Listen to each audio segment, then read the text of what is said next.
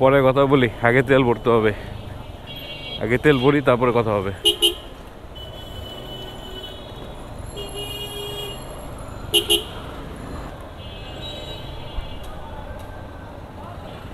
তো জায়গা না, ধন্যবাদ।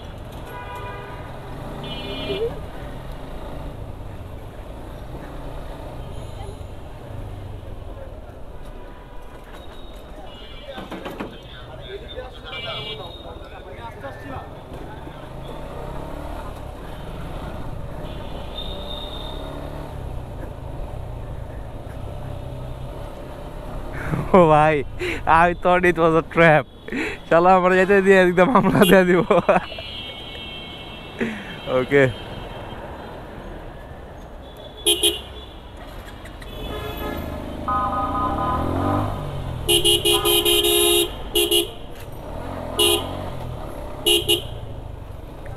হ্যাঁ দেখছেন, আমি যে বলছি এই আগে ডেমো দেখেন তারপরে কথা কমু। ইন্না লিল্লাহ, মারছে রে।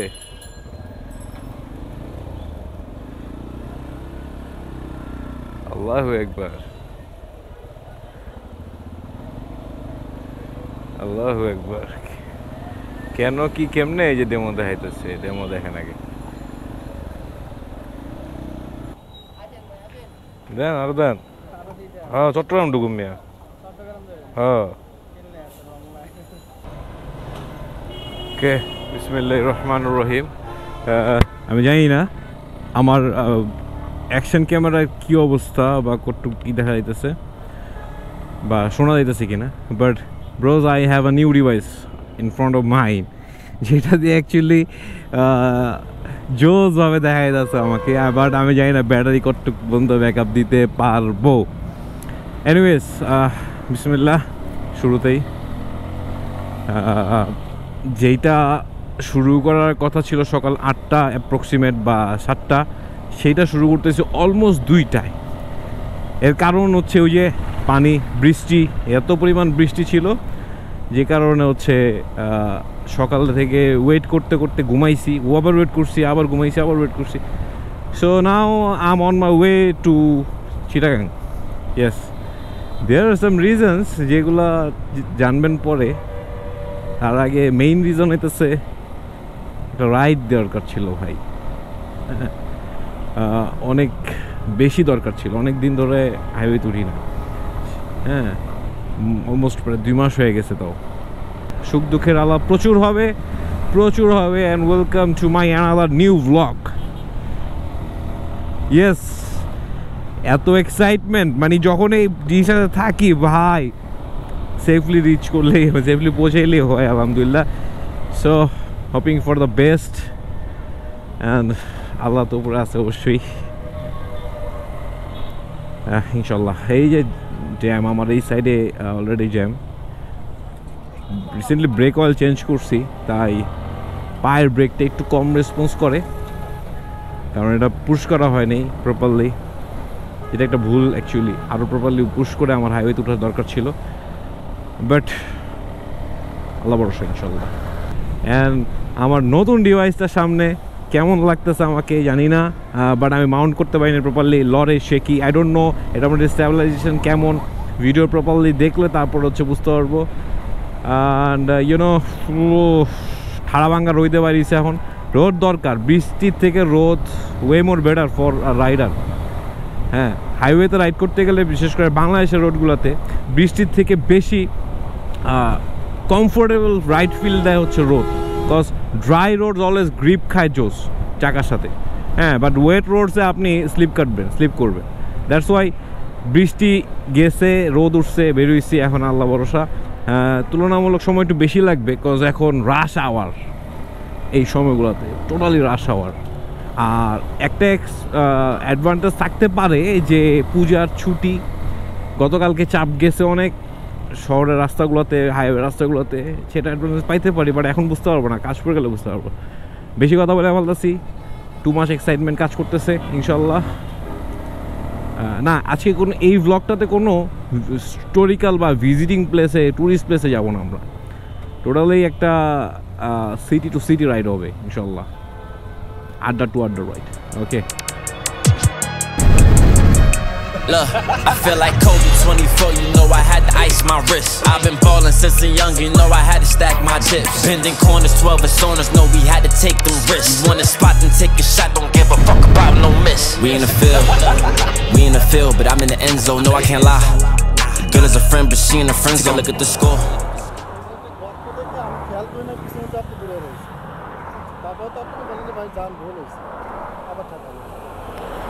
একটু লাগাই দিলে কিন্তু আমি বাইক চালাই, গর্ত থেকে গর্তের মধ্যে চাকাটা ফেলবো না বিদায় দিতেছি, কিন্তু আপনি পিছনে নিয়ে গেছেন।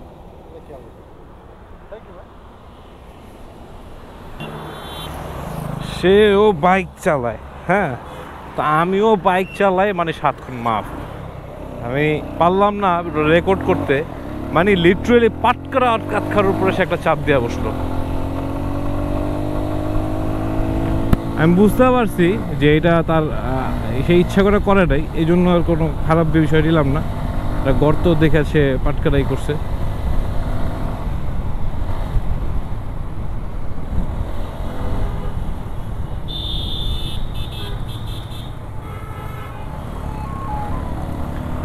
রয়্যাল এনফিল্ড,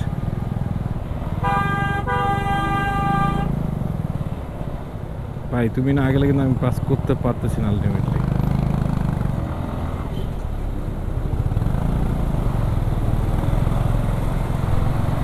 রয়্যাল এনফিল্ড আমার একটা বাইক যেখানে অ্যাটলিস্ট পিলিয়ন বসে অনেক আরাম পায়।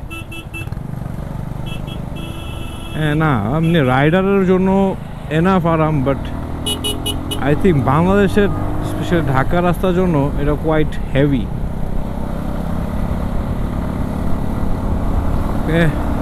4টা বাজে।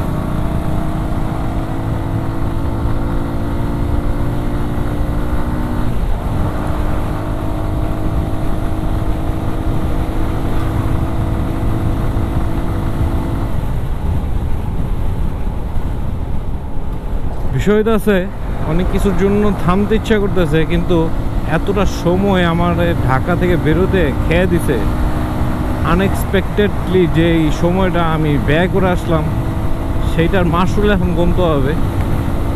এখন থামতে ইচ্ছা করলেও কিছু করার নাই, থামে কোনো গতি নাই। তার উপরে হর্ন মনে আমার একটা কাইটা গেছে, তো এটার মাসুলও খুবই বিচ্ছিরিভাবে দিতে হচ্ছে।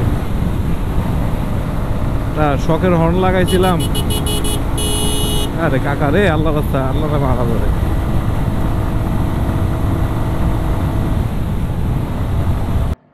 বিচ্ছিরি থেকে বিচ্ছিরি যদি কোনো শব্দ থাকে, সেরকম একটা জ্যাম ঠেললাম, মেঘনায় উঠলাম এখন। হ্যাঁ, প্রায় 2 ঘন্টার উপরে লাগলো আমার কাছে। আমি যদি 1:50 দৌড়ি, যে আমি 1:50 ঢাকাতে রওনা হয়েছি, এখন বাজে অলমোস্ট 3:50। হ্যাঁ, তাহলে বিচ্ছিরি একটা অবস্থা দেখেন। আমি জানি না কেন কেউ অ্যাক্সিডেন্ট হয়েছে, কেউ জানি না, কেউ গাড়ির চাপ বেশি, হ্যান ত্যান নানান রকমের কথাবার্তা। বেসিকলি পূজার যে একটা বন্ধ গেল না, সেই কি বলে দুর্গাপূজার বন্ধে একদিনের সফর একটা বিশেষ কারণে আমার চট্টগ্রাম যাওয়া। কিন্তু বিগত দিনগুলোতে আপনারাও দেখছেন যে ঢাকা চিটাগাং হাইওয়েতে সবচেয়ে বেশি রাইড করছি আমি। হ্যাঁ, অন্যান্য হাইওয়েগুলোর থেকে ঢাকা চিটাগাং হাইওয়েতে সবচেয়ে বেশি রাইড করছি। এইবারের এক্সপিরিয়েন্সটা একদম বিচ্ছিরি লেভেলের একটা এক্সপিরিয়েন্স গেছে, মানে লিটারেলি বোঝানোর মতো না। একদম ঢাকার যাত্রাবাড়ি ফ্লাইওভার থেকে নামার পর থেকে শুরু করে মোটামুটি ফেনী অবধি আমার এই জ্যাম পোহাইতে হয়েছে। এই ধরেন প্রত্যেক 5 কিলোমিটার পর পর একটা করে জ্যাম লাগে। হ্যাঁ, আবার মনে করেন 2-3 কিলোমিটার টানতে পারি, আবার 5 কিলোমিটার পর আবার একটা জ্যাম। মানে আই থিঙ্ক বুঝাইতে পারতেছি বিষয়টা। হ্যাঁ, মানে এত মারাত্মক লেভেলের একটা জ্যাম, তার মধ্যে আমার হর্ন গেছে গাড়িটা। কিন্তু এত মানুষও জিজ্ঞেস করতেছি চলতি পথে জ্যামের মধ্যে, ভাই জ্যাম কেন, জ্যাম কেন, জ্যাম কেন? কেউই বলে না, কেউই জানে না অ্যাকচুয়ালি জ্যাম কিসের, কোত্থেকে, কেমনে, কীভাবে এটার উৎস। যাইতেছে জ্যাম ঠোঙ্গা যাইতেছে। আসলে জ্যামটা ছিল পূজার বন্ধের, যেটা আমি গেস করছি আর কি। শরীরে যত রস আছে চুইসা খেয়ে ফেলাইছে, আমি জানি না সামনে কি ওয়েট করতেছে। আর আপাতত টানা ধরছি, আমি টানতে থাকবো আপাতত, কোনো নেই। তবে একটা বাজার দেখা একটা কষ্টিবৃত আমার ইটা কি বলে এই হোল্ডারটা সামনে যেটা দেখতেছেন আপনারা, এই হোল্ডারটায় সমস্যা হয়ে যেতেছে, অনেক নড়াচড়া করতেছে প্রচুর।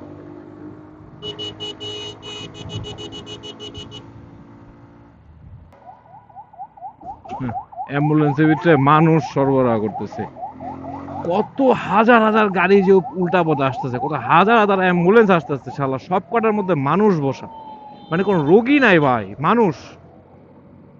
বাংলাদেশে একমাত্র এটা সম্ভব ভাই, উল্টা রাস্তায় রিক্সা, গাড়ি, টেসলা, ভ্যান, যত কিছু আছে, হুন্ডা মুন্ডা, অ্যাম্বুলেন্সের ভিতরে মানুষ পরিবহন কইরা মানে একটা বিচ্ছিরি রকম অবস্থা করে ফেলাইছে শালারা।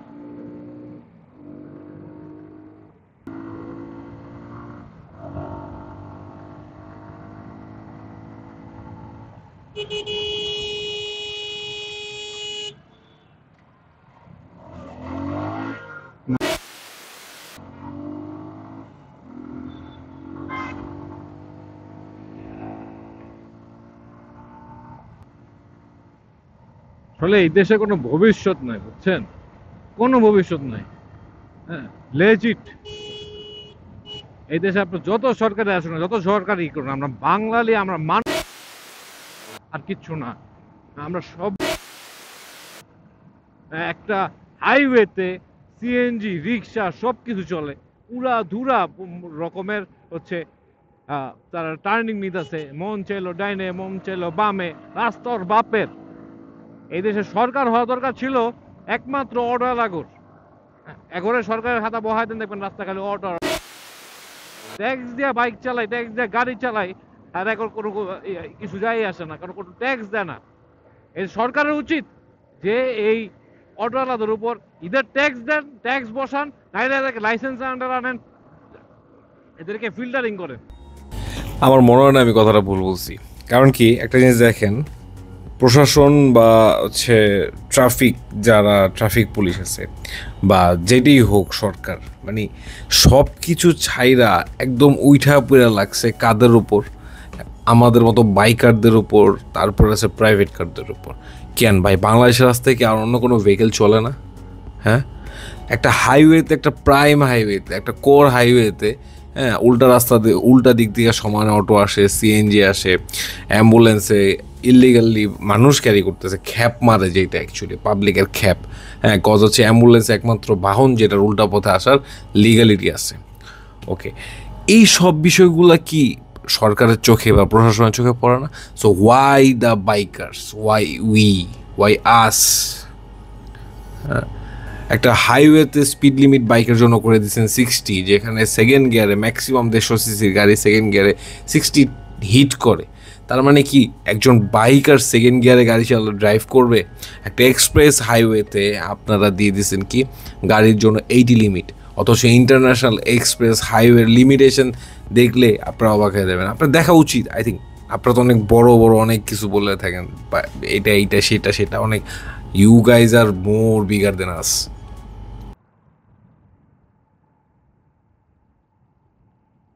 জানি না আমার অ্যাকশন ক্যামেরা কতটুক দেখা যাচ্ছে, বাট ইটস ডেঞ্জারাস লাগতেছে ভাই, মানে লিটারালি মনে হচ্ছে তুফান আছে, তুফান। এখন মনে হয় আমি একটু এনজয় করতেছি।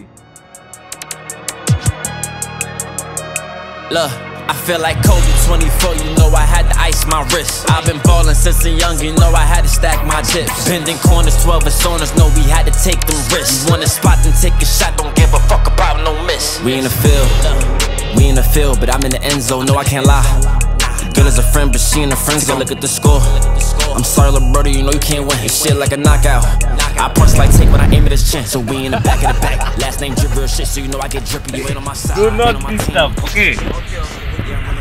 I do not disturb. Video করবে আমার বড় ভাই রাফসান আহমেদ। রাফসান দি বড় ভাই, হ্যাঁ, ওয়েলকাম ফ্রম চট্টগ্রাম। গতকালকে 8:30টার দিকে পৌঁছানোর পরে সেরকম সুযোগ ছিল না যে ভিডিও করবো, কারণ বিশেষ এক নিমন্ত্রণ নিয়ে আসছিলাম। দেখা হয়েছে সবার সাথে মোটামুটি কম বেশি।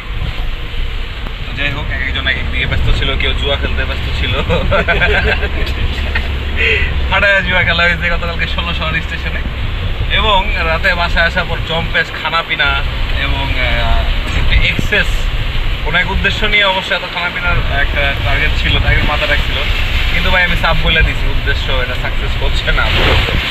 যাই হোক, আপাতত গাড়িতে আছি, যাচ্ছি নেভাল চট্টগ্রামের ভাই ব্রাদারের সাথে পরিচয় করাচ্ছি তুষার ভাই, যে কালকে বিশেষ উদ্দেশ্যে আমাকে এরকম আপ্যায়ন করছে, কিন্তু ওনার বিশেষ উদ্দেশ্যে সফল হচ্ছে না ইনশাল্লাহ। ভাই আমি কিন্তু এতদূর পাঠাম না। এখানে আছে রুবেলদা, the one and only Rubel.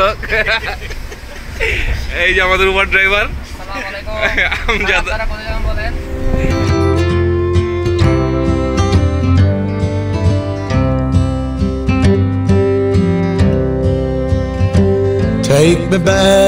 Take me back to the old dirt road where Mama and Papa used to go.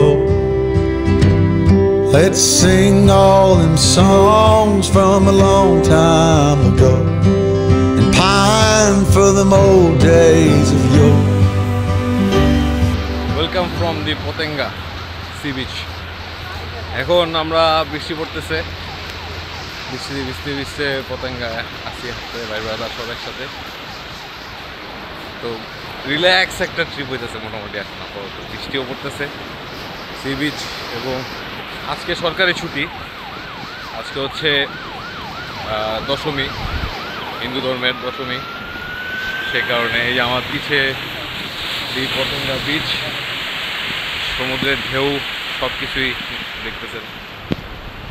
আলহামদুলিল্লাহ এই সময়গুলো অনেক ভালো যাচ্ছে, মানে যেই কারণে আসাটা, যেই কারণে হাইওয়েতে রাইড করা, বাইক রাইড করা, সেই কারণগুলা এখন ভালো যাচ্ছে। হ্যাঁ, হাইওয়েতে কালকে একটু প্যারা খাইছি, কিন্তু দিন শেষে কালকে রাতের আড্ডাটাও সেরা গেছে। 4 ঘন্টা 4.5 ঘন্টা যে আড্ডা ছিল, কালকে রাতে এই জায়গায় আসার কথা ছিল, কিন্তু আলটিমেটলি তুষারদার বাসায় হচ্ছে খাবারের আয়োজন করছে এবং অনেক রাত হয়ে গিয়েছিলো দেখে কালকে রাতে আর এই জায়গাটা আসা হয়নি। দ্বিতীয়ত হচ্ছে যে ইচ্ছা করছিল কালকে রাতে আরও অনেক কথা বলতে আপনাদের সাথে, কিন্তু বৃষ্টি ঝড় এগুলার চিন্তা ভাবনা এগুলা ফেস করে আর এনার্জি হয় নাই। এখন আপনার সাথে কথা বলার সুযোগ পাইছি, তাও এখন যে খুব বেশি কথা বলবো তাও না, কারণ হচ্ছে যে আলটিমেটলি এখন আমি প্রকৃতি এনজয় করতেছি, কারণ প্রকৃতি আর ব্লগের মাঝখানে কেউ আসতে পারবে না, তো সুতরাং কেউ আসতেছেও না। যখন প্রকৃতি এনজয় করবো তখন কথা বলার কিচ্ছু। আর এই একটা কারণে ঢাকা থেকে বাইক রাইড করে চট্টগ্রাম ঢোকা এবং হচ্ছে গতকালকে থেকে এই অবধি কাটানো, যদিও আজকে যাবো, যাওয়ার সময় হয়তো প্যারা খাবো, কিন্তু ওই যে প্লাস মাইনাস ইকুয়াল হয়ে যায় বিষয়টা। তো হোপফুলি আপগ্রেডিং মাইসেলফ, যেটা মানে বলা যায় আর কি। এছাড়া আপাতত পতেঙ্গা এনজয় করতেছি। একটু পর অনেক ভিড় হয়ে যাবে, যদি এখানে বিসর্জনে মূর্তি চলে আসবে, তো সুতরাং আমরা চলে যাবো কিছুক্ষণ পরেই। এই ধন্যবাদ এই ড্রাইভার সাহেবকে যে আমাদেরকে ড্রাইভ করে নিয়ে আসছে, আমজাদ হাউসের কর্ণধার বলা যেতে পারে। আরেক 2 মাতারি ওই জায়গায় বসে আছে, আর 2 মাতারি বসে বসে গসিপ করতেছে। এই তো জীবন যাচ্ছে। ঢাকা গিয়ে আবার যে লাউ সেই কদুই হবে, এটা আমি জানি। প্রত্যেকবারই কোনো ট্যুর থেকে এক গাদা বা একদিনের ট্যুর হোক, আধা দিনের ট্যুর হোক, কোনো এক গাদা রিফ্রেশমেন্ট নিয়ে গেলে ঢাকা পৌঁছাতে সেই রিফ্রেশমেন্ট মাটি হয়েছে অলরেডি, অ্যাজ অলওয়েজ, এটা সবসময় হয়, কিন্তু সবসময় তার ট্যুরে থাকা সম্ভব না। যাই হোক, আপাতত পতেঙ্গা আছি, পতেঙ্গা দেখি, sea beach. The breeze like the leaves on the trees, let me fly like the leaves when they fall. Well, let my mind go serene like a cool water stream that runs from the mountain so tall. Oh, take me back down the old dirt road.